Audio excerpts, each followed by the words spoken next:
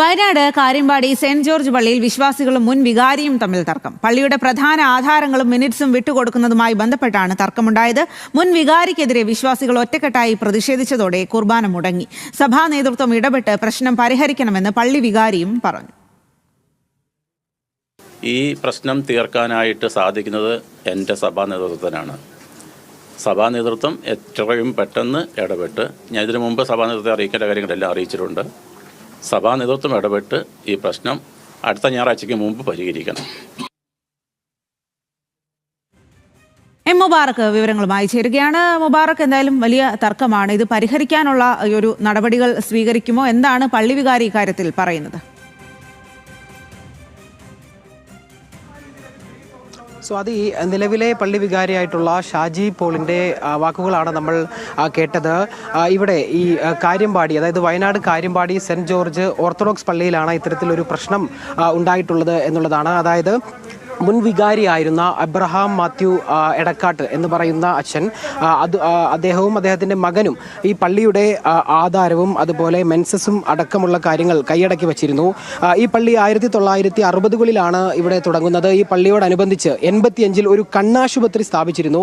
ആ കണ്ണാശുപത്രിയുടെ പേരിലുള്ളതാണ് തർക്കം. ഈ പള്ളിയിലേക്കും കണ്ണാശുപത്രിയിലേക്കും വെള്ളമെടുക്കുന്നത് ഒരേ ഇടത്ത് നിന്നാണ്.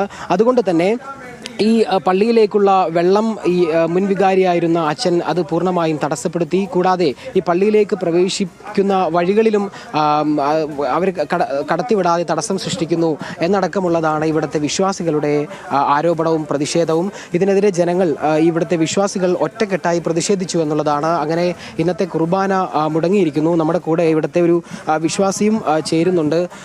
ചേട്ടാ, എന്താണ് ശരിക്കും പ്രശ്നം?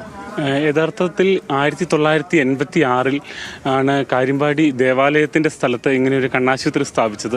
അന്ന് ദേവാലയത്തിനും ഈ സഭയ്ക്കും ഒരു വരുമാന മാർഗമെന്നുള്ള രീതിയിലാണ് നമ്മൾ ആ സ്ഥാപനം സ്ഥാപിച്ചത്.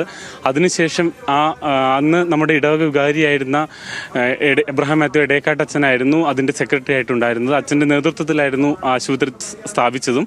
അതിനുശേഷം അച്ഛൻ വികാരിസ്ഥാനം മാറിപ്പോയി കഴിഞ്ഞപ്പോൾ ഈ ദേവാലയത്തിൽ അത് രേഖപ്പെടുത്തിയിരുന്ന മിനിറ്റ്സും അതുപോലെ തന്നെ ദേവാലയത്തിൻ്റെ ആധാരങ്ങളും അച്ഛൻ കൈവശപ്പെടുത്തി. അന്ന് മുതൽ തുടങ്ങിയ പ്രശ്നങ്ങളായിരുന്നു ഇത്. ഇതിനിടയിൽ നമ്മുടെ ഇടവക മെത്രാപ്പൊലീത്തയായിരുന്ന എബ്രഹാം മാർ എപ്പിപ്പാനിയോസ് തിരുമേനിയുടെ നേതൃത്വത്തിൽ ചർച്ച ആരംഭിക്കുകയും അതിനുശേഷം നമ്മുടെ ഇടവക വികാരി, അതായത് കാലാകാലങ്ങളിൽ മാറി വരുന്ന ഇടവക വികാരിയെ ആ MOCM ആശുപത്രിയുടെ ചാപ്ലിനായി നിയമിക്കുകയും ചാപ്ലിൻ്റെ ശമ്പള വിഹിതമായ ഭദ്രാസന വിഹിതം കണ്ണാശുപത്രി അടയ്ക്കുക എന്നുള്ളൊരു തീരുമാനവും കൈക്കൊണ്ടിരുന്നു.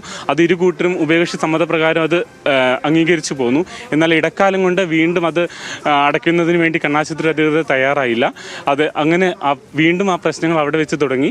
അതിനുശേഷം കണ്ണാശുപത്രിയിൽ നിന്നും ദേവാലയത്തിലേക്ക് വരുന്ന വെള്ളം, 40 വർഷമായിട്ട് ദേവാലയം ഉപയോഗിച്ചുകൊണ്ടിരുന്ന വെള്ളം കണ്ണാശുപത്രി അധികൃതർ മുടക്കി.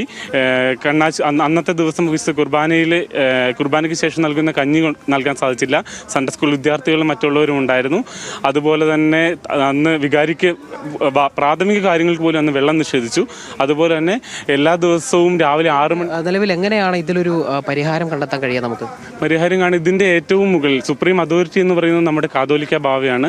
കാതോലിക്ക ബാവയും അതേപോലെ ഇപ്പോഴത്തെ ഇടവക മെത്രാപ്പൊലീത്ത ബർണബാസ് തിരുമേനിയും നേരിട്ട് ഇടപെട്ട് കഴിഞ്ഞാൽ ഈ പ്രശ്നം തീർക്കാൻ സാധിക്കുമെന്നാണ് ഞങ്ങൾ കരുതുന്നത്. അതാണ് പറയുന്നത്. അതായത് സഭാ നേതൃത്വം ഈ വിഷയത്തിൽ ഇടപെടണം എന്നുള്ളതാണ്.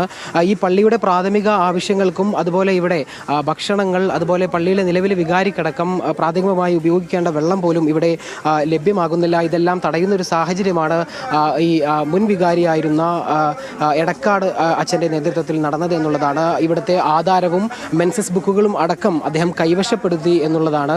ഇതിനെതിരെ ജനങ്ങൾ ഒറ്റക്കെട്ടായി പ്രതിഷേധിക്കുകയാണ്. സഭാ നേതൃത്വം ഇടപെട്ട് ഈ വിഷയത്തിൽ ഒരു പരിഹാരം ഉണ്ടാക്കണമെന്നുള്ളതാണ് ഇവിടുത്തെ വിശ്വാസികളുടെ ആവശ്യം. സ്വാതി. ശരി മുബാറക്ക്, എന്തായാലും വലിയ പ്രതിഷേധമാണ് ഉണ്ടാകുന്നത്. ഇതിൽ സഭാ